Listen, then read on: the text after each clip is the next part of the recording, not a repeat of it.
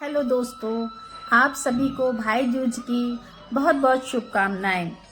आज मैं आप सब के लिए भाई दूज की एक पौराणिक और प्राचीन कहानी लेकर आई हूँ। तो सुनिए। एक समय की बात है, एक बूढ़ी औरत थी। उसके एक बेटा और एक बेटी थी। बेटी की शादी हो चुकी थी। एक दिन भाई दूज के त्योहार पर बेटे ने माँ से कहा कि माँ, बहन के घर जाना चाहता हूँ।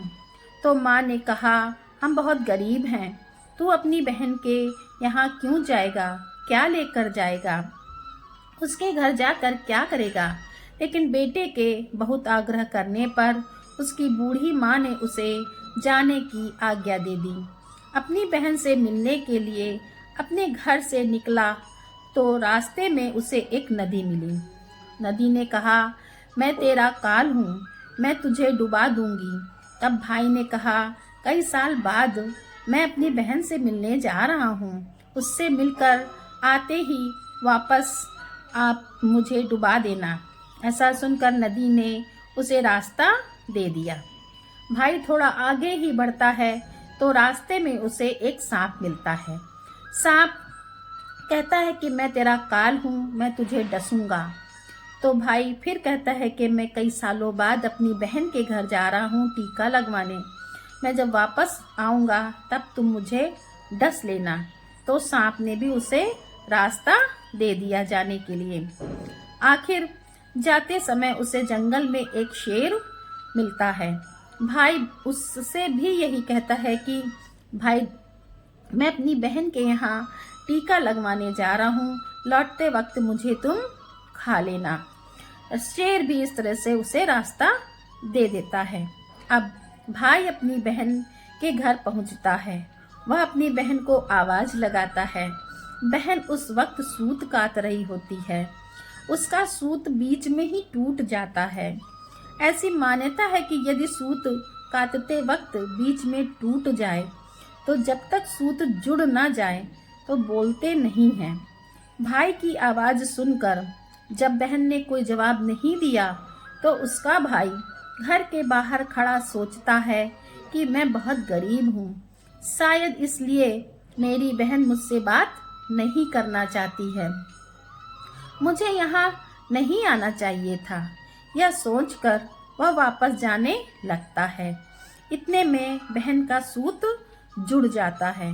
वह भाई को आवाज देती है और उसे बात न करने का कारण भी बताती है और उसे प्यार से अंदर ले आती है और फिर जाकर अपनी पड़ोसन से पूछती है कि कोई मेरा भाई, मेरा प्यारा भाई घर आया है तो मुझे क्या करना चाहिए।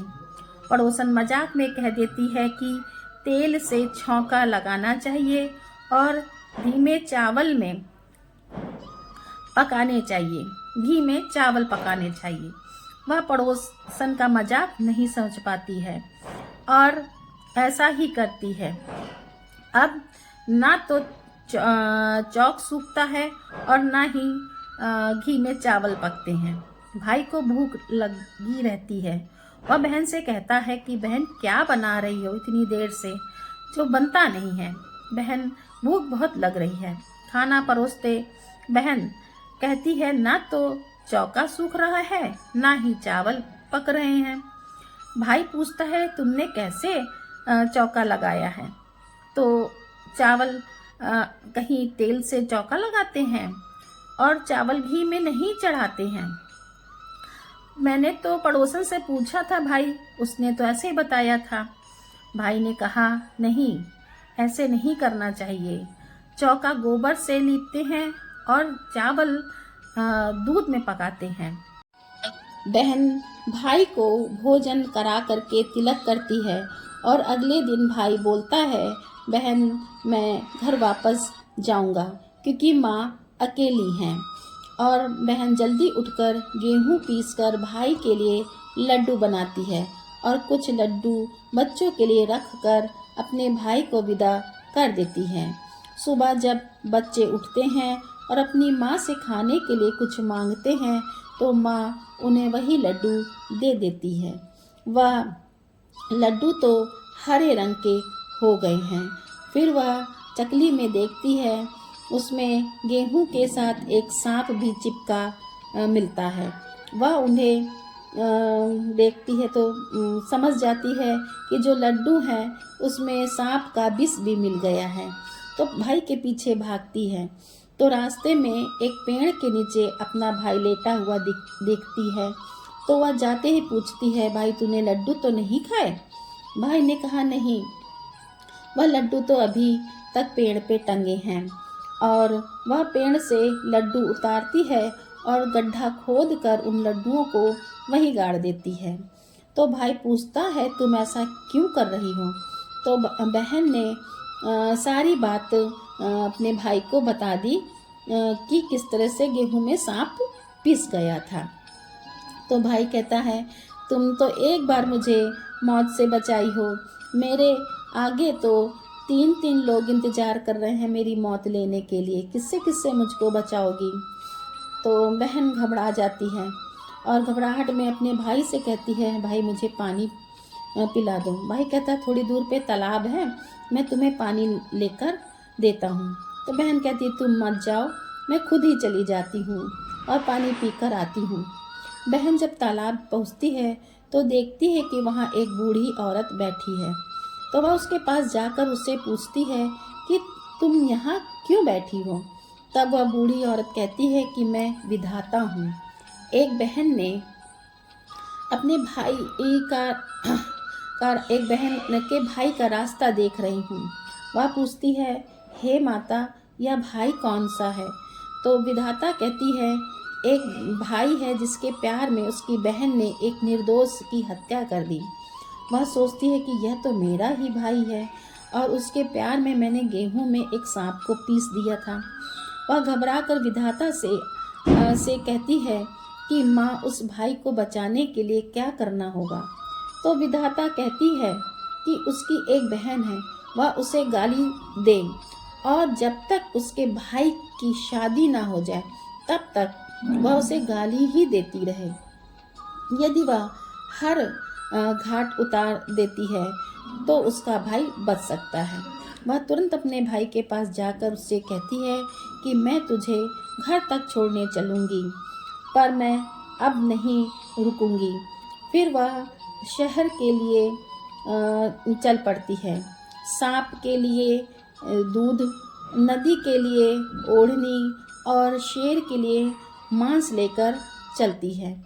दोनों भाई बहन आगे बढ़ते हैं। रास्ते में उन्हें शेर मिलता है जहां भाई को खाने के लिए वह इंतजार कर रहा होता है। तो बहन ने उसे मांस का टुकड़ा देकर खिलाती है और उससे क्षमा मांग लेती है।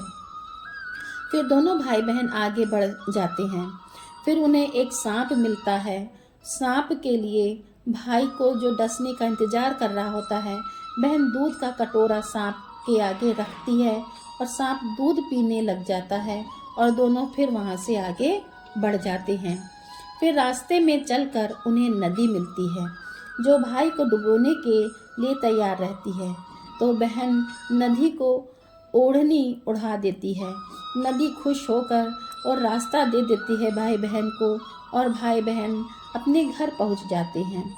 अपनी बेटी को देखकर माँ बहुत खुश हो जाती है, पर बहन उसी समय अपने भाई को गाली देने लगती है। तब माँ कहती है, इसको क्यों गाली दे रही हो? भाई कहता है, माँ, बहन तो बहुत अच्छी है, पता नहीं घर आते ही इसे क्या हो गया। थोड़े दिनों में उसके यहाँ एक रिश्ता आ गया विवाह के लिए भाई के। बहन पागल तो है, बुरी है, पर भगवान है, जब जैसी भी है अच्छी है। और सगाई के लिए मिठाई लाते हैं। तो बहन कहती है, इसकी मिठाई क्यों लाते हो? पहले मेरी मिठाई लाओ। वह अपने भाई को गालियाँ देने लगती है। सगाई शुरू हो जाती है तो वह आग लग जाती है। बहन तो पहले ही पता था कि उसके भाई की घात है, वह तुरंत ही आग बुझा देती है। शादी के हर कार्यक्रम में बहन भाई के आगे ही रहती है और जो भी दिक्कत आती है बहन तुरंत उसको संभाल लेती है। भाई की निकासी होने लगती है तो बहन बोलती है, अरे इसकी निकासी क्यों करते हो, पहले मेरी निकासी करो। इसे आगे के दरवाजे से मत लेकर जाओ, पीछे के दरवाजे से लेकर जाओ। और इतना कहते ही आगे का दरवाज़ा धड़ से गिर जाता है। सब कहते हैं भले ही बहन गालियाँ दे रही है, पर यहाँ पर भाई की जान बच गई। जब भाई खेतों में बैठता है तो बहन फिर उसे गालियाँ देने लगती है और कहती है इसकी जगह मैं बैठूंगी। इसके बाद दूल्हा दुल्हन की रात तो बहन कहती है इसकी नहीं, पहले मेरी रात जगाओ। फिर लोग कहते हैं बीच में पर्दा लगाकर इसे भी साथ में सुला दो। रात में जब भाई भाभी सो जाते हैं तो रात को एक सांप आता है। बहन को तो पहले से ही पता था कि कुछ होने वाला है, इसलिए वह तैयार होकर बैठी थी। वह उसे पकड़कर टोकरे में बंद कर सो जाती है। आज वह कई दिनों बाद निश्चिंत होकर सोती है। उधर उसकी माँ सोचती है कि बेटी के उठने से पहले ही मेहमानों को विदा कर दूं, वरना वह पालने में पूत और चूल्हे पर दूध छोड़कर अपना घर छोड़ा था। पागल होकर अपने भाई को बुरा भला बोलकर इसको गाली दी थी। मैंने इसे बचाने के लिए ऐसा किया था। यह सुनकर माँ और उसका भाई बहुत खुश हो जाते हैं और उसे सभी मेहमानों को भी विदा कर देते हैं खुशी खुशी। दोस्तों, सभी बहन अपने भाई की लंबी उम्र की कामना करते हुए भाई दूज के दिन अपने भाई को तिलक करती हैं और उनकी खुशहाली की कामना करती हैं। ऐसी और कहानियों के लिए हमारे चैनल विभा शर्मा 15 को सब्सक्राइब करें।